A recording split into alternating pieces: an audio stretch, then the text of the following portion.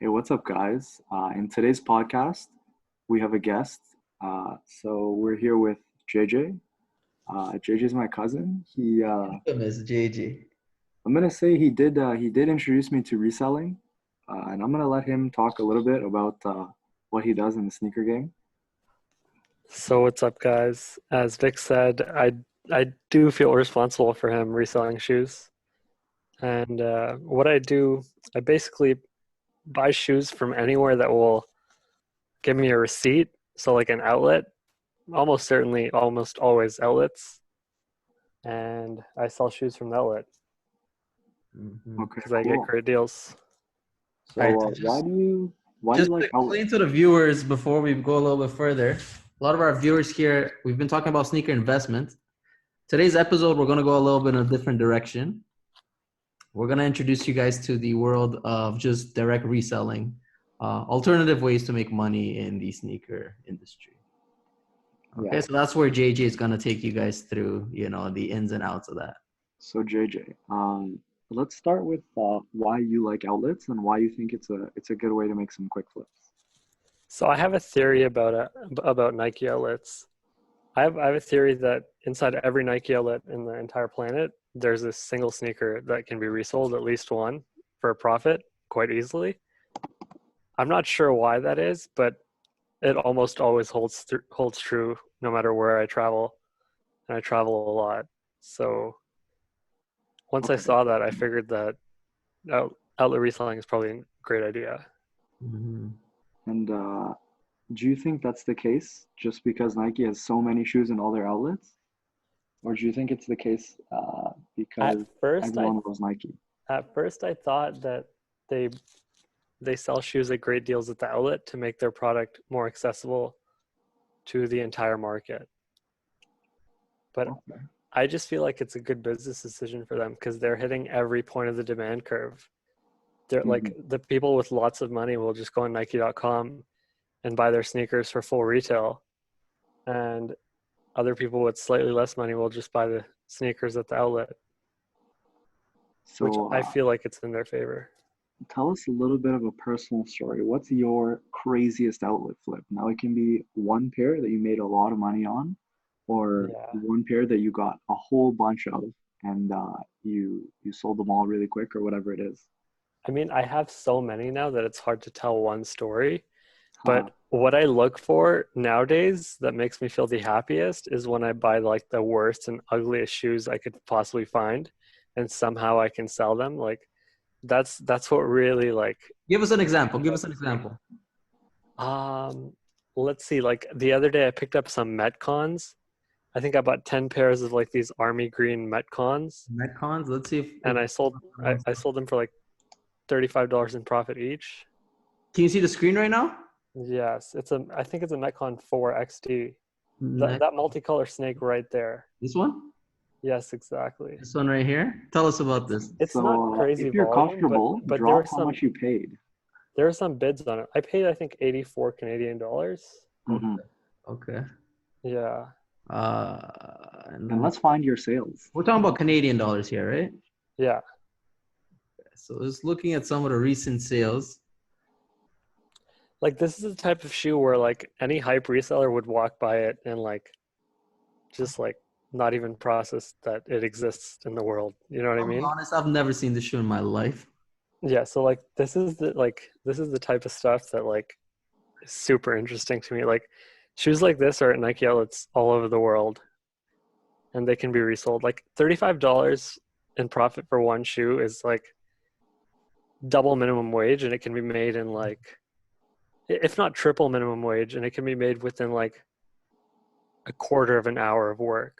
Mhm. And how many of these And did you buy? especially if you're getting a lot of pairs at once. I mean, over my like reselling life, I probably had like 15 or 20 pairs of these, which is Oh, not that crazy, but like this is a really crap shoe.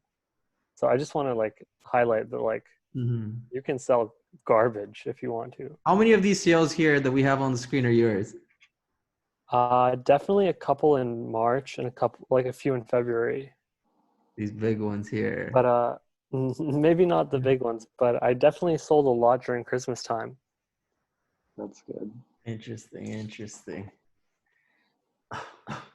What Okay, got you so started in this you reselling? So I think you told my starting story. I picked in the first episode of the podcast. Mm-hmm. I think I picked up some Nike sneaker boots for myself from the hash wall, and the hash wall is basically the back wall of the Nike store where it's like it's a Footscape. If you search Footscape, maybe it'll come up. Footscape? Yeah, Footscape Magista or something like that. I think you're gonna have to Google this one. Yeah, but I want to see if they have like actual Yeah, data. it looks similar to that one that you're on your mouse. Yeah. But it was like a triple black colorway. Do you I remember what think it was called? Footscape? uh, I'm uncertain. I'm quite certain it wouldn't be on StockX right now though. Anyways, tell us what happened when you bought that. So I bought the shoe for myself. I thought it was pretty interesting. I was looking for some like a comfortable sneaker I could wear in the winter, and I ended up like just for some reason listing it on eBay. I don't know why, like just for fun, just to see if I could sell it. Basically, the one on the right, the top right of the screen, it looked almost exactly. Yeah, I'm quite certain that's the exact shoe. And I ended up selling it for $100 in profit, like within like 24 hours. Mm-hmm. And This was ever since before the then, days of StockX, right? way before StockX. I mean, like I can't even tell you what year it was. It was probably sometime in 2014. This guy's original reseller right here. No, sorry, that sounds right. 2014 maybe. Mm-hmm. wow. Okay, so far we've only been talking about Nike outlets. Now, do you think other brand outlets are worth going to, and if so, which ones? So I'm gonna drop some knowledge here. What I love about the Nike outlet specifically is that their return policy is unbeatable. So if you end up with some shoes that you're unhappy with, you can always take them back. But I do have a lot of respect for almost any outlet. Like high fashion brand outlets are crazy too. The Adidas outlet can get pretty crazy too, especially in America. But I really appreciate Nike's return policy, and that's why I almost always shop at Nike. That's good. And you talked about the hash wall earlier in the video. And tell us why this is important for reselling the outlet. So the great thing about the hash wall, I'm going to share another theory before I explain the hash wall. I have a theory that any good-looking sneaker that has a Nike logo on it that you can get for below or for more than 50% off retail, you can resell for profit. And what the hash wall gives you is an additional 30% off the already discounted price. This is usually additional 30% off. Sometimes it's a little lower, sometimes it's 25, sometimes it can go up to 40. And the worst case, it's like there's no discount, but that only really happens if they have some special coupon going on. Mm-hmm. But that hardly ever happens. Mm-hmm. And what do you do about the no lids though? The no lids don't matter because people are buying shoes. In the case of outlet sneakers, they're not buying boxes. This is Okay, a shoe so that someone's going to buy to wear. They don't so you're really saying a care about the consumer condition. doesn't really care about the box too much. Exactly. Okay. So you're not selling on places like StockX. You have your own channels. Well, I'm sure everyone listening to this podcast is familiar with GOAT. They Mm-hmm. might not be too familiar with eBay, but eBay is another great place to sell sneakers. Okay. And I've seen before that people, including yourself, have applied this hash discount twice or have gotten two discounts on one receipt. Can you explain how that might happen? So in specific circumstances, they'll have discounts on certain product lines, and they'll have, like, let's say an additional 30% off Kyrie shoes. So if you find a Kyrie basketball shoe on hash, you'll get 30% off twice because you'll get that first 30% off for the hash and a second 30% off because they're having a specific promotion about Kyrie shoes that day, for example. Now, I don't know when their promotions are or what specific promotions they have, but if you get in good with a Nike employee, they're likely to tell you. Now, I do know there is a few that happen every year. And for the viewer, one that got canceled this year, but if you hold on to this knowledge for next year, this will help you out a lot. In March, on Air Max Day, every year, they do 30% off on Air Max. So go to the outlet on Air Max Day and see what you can come up with. Mm-hmm. I definitely remember, I believe it was last year's Air Max Day.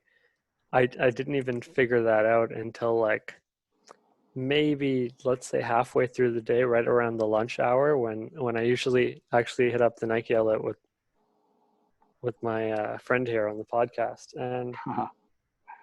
And I just realized, like, one of the employees that knows me, he's like, "Hey, by the way, it's 30% off all Air Maxes." And I was like, "Is it double 30?" And he's like, "Yeah, of course." And I called my brother who I worked with at the time, and I said, "Hey, I can't come back to work today because I have to go buy shoes." And I spent the rest of the day, I think from 12 to 7, driving around the city buying shoes. I think I ended up with like 100 pairs that day. It's crazy. Now, at that time, we neither of us knew that the event was going on that day, obviously, until you found out.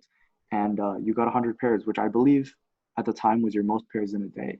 Yeah, Now, that today, day was I can probably my confirm most. that for both of us, we know about pretty much all the events, and 100 pairs is, I don't want to say something to scoff at, but it's not rare anymore. So tell us about your growth and kind of how you got big in the outlet game. So honestly, I've spent I started my sneaker reselling business with $1,100. Hmm. Um, Now I could have abused like credit cards more, but I wanted to be careful and not like get into debt and screw up. So like I grew it really slowly, but if it it took me about a year to really like get to a place where I could make enough money to like call it a full-time job, and it would be much less time spending than like a normal full-time job. Like it was way less than 40 hours a week, but I was still making like at least what a minimum wage worker would make in 40 hours a week. And I was making that maybe in like 10 to 15 hours a week. Hmm.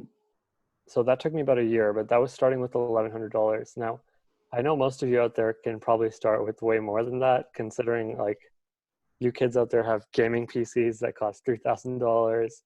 Somehow you guys have like Yeezys that cost like 400 or 500 bucks. So if you just decided one day that you were going to invest this money into like something that can make you more money rather than toys or whatever else you want to buy for yourself, you can definitely turn that into a lot of money very quickly. So, what you're recommending for the viewers to save up and invest in something in their business? Definitely. And one more question that I have for you is, what was there something specific that kind of made you realize that you can turn this into one of your larger income sources, I like a think specific event or a specific maybe a specific sale that you have that you kind of realized, hey, listen, this is really good, and I should dedicate more time to this. I think specifically uh, the invention of StockX definitely played a huge role in me realizing how special this whole industry is, like the resale of sneakers. Like if you look at Nike, like Nike's a $100 billion company. The whole like resale world is like $1 billion industry, and StockX really has turned that like way turned that way up. Like I definitely think there's a lot of growth. Like if you search like sneaker resale $1 billion industry, the articles come up from like 3 or 4 years ago, I'm pretty sure. And I Mm-hmm. think the industry is just way bigger now because of StockX and GOAT especially. 100%. So you're saying the growth in the industry as a whole uh, Yeah. really helped you realize that this is super good? Like I sold sneakers on eBay for a couple of years before being comfortable with opening my StockX account. And the thing I hated about eBay was that it took so long to list sneakers for sale.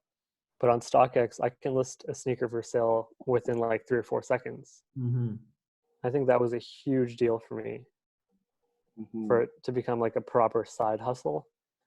And then once I realized, like, if I can list like $1,000 of product in like 30 seconds, which is likely to sell because StockX does crazy volume, then like this is extremely profitable. Uh-huh. So a little bit of a story about me and JJ for the viewer is that I believe, to my knowledge, I introduced JJ to StockX. And when we went to the outlet, so I introduced him to StockX, and the same day, he said, "Let's go to the outlet and see what we find." I pulled up the sale on my StockX account here actually, and it was from November 4th, 2017. I'm quite certain I know exactly what shoe it was. And it was the Jordan Trunner LX, Black Black History History Month. Month, yes. Exactly. And I remember we walked past the shoe. This was a shoe we walked past, but right before we left, I picked it up and I was like, I'm just gonna check it out. And Yeah. I can't remember exactly what we paid. I believe we paid somewhere around 100 Canadian dollars for the shoe. I believe it was $99.99, 30% off. I think it was So 70. 70 Canadian dollars.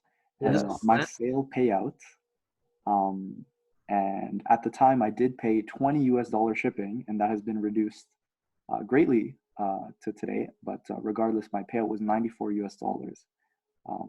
So I think that sale alone for me was kind of like, I need to do what JJ is doing. It's going to be quite good. Mm-hmm. Well, I just want to clarify. I did definitely know what StockX was, but like I'm super paranoid about like trusting new companies with my money that I've like never trusted before. So knowing Vikram sold a shoe to them and he got paid out was hugely important for me to like be comfortable enough to join StockX. The other thing that was really interesting about this shoe is that I bought this shoe on release date from Foot Locker and profited like at least $100 from selling it on eBay.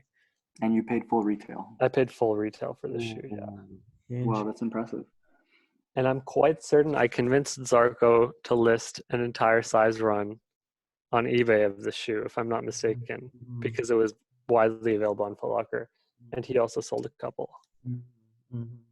I remember you actually used to have a pair of these when you were a kid. Like it wasn't this colorway, but I do. I still have that pair. It was a silver and gray colorway. I remember 7-year-old JJ having a pair of these right here. Yeah. I definitely think it's a very comfortable shoe. And I think there's a lot of like cult followings to these weird shoes that like when they come out, like people need to buy them no matter how much they cost for some reason, which is definitely something I don't understand. But I'm definitely glad and happy to profit. You do not have a personal pair of these? I don't have a personal pair. My brother does. Now, JJ, I remember, I believe it was last year, you were invited to StockX Day because, as we all know, you're the biggest StockX power seller in the entire universe. I wish that was true. You're up there.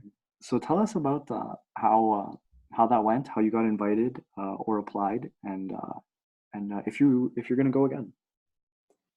So I think you have to submit an application to be applied.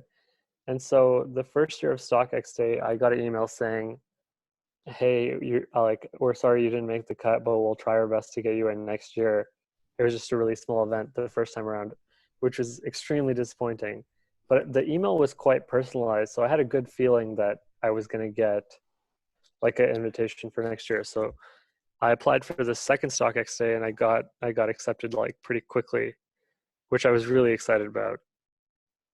And getting there was pretty cool. Like I got to see the authentication center. I got to see how much volume they were doing in one authentication center, which was insane. Like they would have pallets of shoes coming in like every 2 or 3 minutes. They would open up the pallet. One person would open a box. They would make sure that the StockX slip is in the shoe box, and then pass it to the like pass it to a cart where somebody would push the cart to the authenticator. And the whole process was insane to see how much volume they were doing. Like the authentication center that I got to see was the size of a football field Mm-hmm. with probably maybe at least 50 like authenticators, excuse me, which I thought For was the viewers' reference, what year was this? I'm pretty sure it was last year. 2019 StockX Day. Yes, it was 2019. Now, obviously, 2020 StockX Day will pretty much be canceled. Yeah, I think it took place in March or April last year, so I'm pretty sure this year it's going to be postponed or canceled. Mhm. But for future, would you go and would you recommend going? I would definitely recommend going. I met some really interesting people. I met a lot of outlet sellers. I believe Trinidad James was there. They had, I don't know if you guys are familiar with the Just Don brand. They had Don C. Yeah, he's a designer and Yeah, he was actually on my bus. So the event starts off at their downtown campus, and you hop onto a bus to their authentication center. And I knew this guy's face, but I couldn't like think of his name. And people kept talking about him like behind his back because we all knew like he was like someone relatively famous. And then finally I realized who he was, and I got to be the one to say like, yeah, that's Don C, guys, even though I didn't really know who he was for like the first 5 minutes. Mm-hmm. Okay, so that's JJ. It was cool to introduce JJ to the podcast. I'm certain that he will be here again on a handful of episodes, and he will update us on just how big you can get in the Nike outlets. JJ. For my viewers here, let me ask a couple of more. Let me hold you a few more minutes and ask you the real good questions. Okay. Questions that my viewers want to know. Yes. Okay, I'm gonna Go hit ahead. 3 quick questions. Okay. Go ahead. Feel free to expand as much as you want or keep it as short as you want. Okay. So first things first, we like to talk about sneakers as investments here on this channel. Mm-hmm. You mostly do what you say. You walk into the store, you find deals, and you sell them. Do you Exactly. ever recommend holding a sneaker, thinking like as in looking at it as an investment as opposed to just buying deals and then just selling them? I definitely recommend holding even some outlet trash, as I call it, as an investment. What do you look for in let's say An outlet trash? an outlet trash that you look to hold? Outlet trash investments. Okay, I look for classic sneaker silhouettes in good colorways. Okay. Give us an And example of one sneaker you've held. anything triple black in an Air Max is a great purchase and hold for some reason. I can't tell you, like at Air Max 270, Air Max 720, a Vapor Max, and like Air Max 2017s. Mm-hmm. Anything triple black in an Air Max is an insane hold. Mm-hmm. You can get that stuff for like 70% off retail, and you can sell it for like $100 over retail. Mm-hmm. Over retail? On certain like if you hold the shoe for long enough, almost all triple black Air Max shoes have crazy past sales. Like you can look through it right now if you'd Is like. there a specific shoe?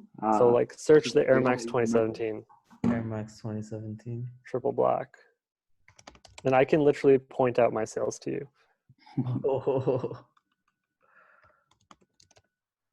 This one here? Yes, I think you should probably just scroll down to the graph there. So Okay. if you see that sell for $327 in March of 2019, This That was- he knew it off the top of his head when it was I'm quite certain that was me. 27 Canadian. What are these retail for? I think the retail's $255 or something like that. Right, so 190-ish. 190 US, yeah, so around 255. That was about 230, 240-ish. Yeah, so but the thing about this shoe is it's still in production, so it has like cycles where it goes up and down in value. I think that production has just stopped, to be honest, but I think a lot of outlet resellers are holding these because they saw some of my past sales. And you held this for how long? I held these. I don't think I held these for that long in March, but I'm holding them right now because I'm quite certain they're going to go back up in value to the $300 range very soon. I believe I have 15 to 20 pairs of these right now. All right, so there's a tip for my viewers right there, what they should be holding. Right. There's a skew exposed, a good investment. We got to give them some. All right, let me ask you another question. What's the most profitable sale you've ever had? I've had so many crazy profitable sales One now that sale. One I really individual don't sale. know. From Let's the go. outlet specifically. Let's stay in this theme and search for triple black mock. It's a woman's Dear, I know woman's exactly Vapor what Max.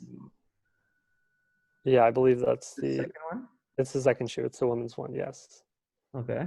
So I'm quite certain I purchased this shoe for double 30% off one day, which came to like $90 plus tax. $90 Canadian. Yes, and I had a goat. No, I'm pretty sure there's a StockX sale very close to $500 for me. This one here? Yes, it's definitely possible that's me. So you got these for $90 Yes, and you sold somewhere in the neighborhood of 500. yes, and I purchased these at the outlet. Ooh. And how if you, buy? how many did I buy? I think I had about 6 or 7 pairs, Oh, but I think I only had one or two or three with lids. oh my God. But I think I sold a no lid pair on Goat for a very similar amount of money, Mm-hmm. like around $350 payout. Oh my God. Killer sale. Guys, I was with JJ when we made the purchase, so I did get some pairs as well, and I can confirm that these were literally just hanging out on the hash wall. So make sure you pay attention if you go to outlets. I can also confirm that we were stupid enough to leave a few there at the outlet for Zarko to pick up the next day. And that was quite painful for me. Yeah, those were in the back though. It's not like they were in front of us, I believe. But nonetheless, it's a super profitable shoe, and it's a great example of what you just talked about, a triple black Air Max that goes for at least $100 over Like retail. if you look at the volatility in the pricing, it's hilarious. Because some of these sales are going for 200, some of them are going for 400, 500. So if you're looking to sell a shoe, you should always check that volatility, because if you can make $50 on a shoe today, there's a chance you can make like 150 or 200 tomorrow, or not even tomorrow, within a couple weeks or a couple of months. And it's definitely worth it to take the risk and hold with great colorways like this. Like the triple blacks. So you'd recommend being picky with your sales. Don't drop your prices unnecessarily. I definitely recommend that. Okay, cool. Let me get another question here. What is the most sneakers you've purchased in a day? Feel free to answer this either in dollar value or in quantity value. So dollar value is kind of small because I'm an outlet seller. So like I've spent $10,000 in a day, which is it's not a lot for like big resellers, because You've definitely done more than that. big resellers like are buying shoes that cost $1,000. From what I can remember, I think my last Boxing Day was maybe closer to 18,000 actually. 18,000? Now that I remember, but that's still not a lot of money. But the margins on that were like, let's say like 60 to 80%. So it was quite a good day. And how many pairs is that approximately? So I think my average value of a sale like is a little bit more than $100. So just to like think of it like So easily, like let's say 200 pairs that day. Oh my God. Yeah. And another triple black that I got that day, I think the Vapor Max 2019 triple black, if you can search that up. This is also a sneaker that I think I've bought over 200 pairs of this. The women's ones or the men's shoe? I bought over 200 pairs of these shoes for around 75 to 85 Canadian dollars. Okay. And the sales are quite flat on them, but as you can see, they're going up right now. Just like you said, triple black. Just like I said. I remember I was selling them for like, I sold at least 80 pairs at like 150, 160. Right here. And now they're worth about 200. So I think this might be one of the shoes where like if you hold. Ooh, look at all the pairs, asps. Those are all. Yeah, you can see that it's going up in value. And the sales volume on the shoe is still quite high. Yeah. Yeah, I could see quite a few sales every day. Look at that. 6, 7 sales in the middle of a coronavirus quarantine. That's not bad. All right, JJ. So last thing we're gonna ask you to do, just like we asked just like we asked your cousin Vic, we want to play a little game with you until the next time you come on here. Yeah. Put you on the spot right now. You can Yes. buy any shoe on StockX right now. The goal here is to maximize your ROI by the next time you come back. So what I like to do, it's not the greatest strategy, but like let's just go to the browse Air Jordan and click Air Jordan 1. Just browse all Jordan ones. Yeah. So Jordans ones. And because I don't really like investing too much, I'm not super comfortable with it. I like to go with my size 12. Even though it's not the greatest size, it makes me feel more comfortable with my investment, which is quite important, I Okay, think. so we got to filter down to size 12. So if I screw it up, at least I can wear it. Yeah. Okay. Okay, and one thing I will ask you is how do you want to sort? There is a sort function on StockX, and do you leave it on featured, or do you want Let's to sort go on most sold as So Vikram suggested last time around. most sold, is that the same as most popular? No, I think total sold. Sorry. Yeah. Okay. So I happen to think that yes, you can purchase like the special things like the Travis Scott ones, but any Jordan 1 in that black and red box in a conventional color palette, and what I mean by that is like a bread toe or a royal. Like I know you guys were talking about the bloodline yesterday or in the last podcast. Is that correct? And you were saying how it didn't. Yeah, the right there, the 210. Just scrolled right down. Yeah, the Air Jordan 1 retro high bloodline. I wouldn't consider that conventional because it's got that red, the red Stripe. lining all over the shoe, which makes it very different to like a conventional Air Jordan 1. Yeah, the Mhm. You know block what is I mean? off on the logo as well, right? You know, Yeah. So if you just hit back, what I'm really tempted to say is the Air Jordan 1 retro high pine green 1 right pine. at the top of the screen. This Well, not these. These one? have already gone up in value, Oh, these but the the ones recently. Yeah, the two pine point. green black. But the only thing that throws me off of this shoe is that the Air Jordan Wings logo is triple black. Like it's all black, which is not conventional in the Air Jordan 1. Yeah. So if that was like a conventional Jordan logo, I would say definitely buy that. Okay, so But I'm kind of questioning this based one. on that, what's your pick gonna be? I think I have to go with the court purple. This core purple here. Yes. All right, so size 12, court purple Jordan, 314 is your buy-in price. We'll keep track of that. Next time you come back, we'll see how much those have gone up. All right, I think this is the safest thing for me to choose. the safest thing. And where do you think these are headed price-wise, and in what term? No, I think in the what? Well, let's look at the release date for a second. It was recent. It was released in April 11th. April 11th. Okay, so I think it's going to follow the same term of appreciation as the pine green 1 on the right side of the suggested page. This one here. Yes. So this one took. Let's see. This one came out in October. Yeah. September 22nd, I believe that is. And let's just look at the size 12 to make it easier. I believe this is, yeah, sure. That might be better. Okay, so these came out around here. Yes. Quite a bit of time to start rising.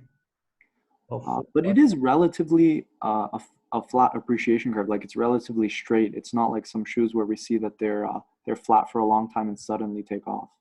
Mm. Yeah, it's definitely like it's like what is it, around 33% from $300 to $400. It's a little bit more than 33% if I'm not mistaken. Actually, the recent sales are at 500, so it's It's quite good. It's quite a good payout. But I think that takes what, about a year and 6 months. So you think four purples in a year and 6 months will be worth how much? Around this price, $500 or so. And I think that's definitely a reasonable amount of time to wait for like almost.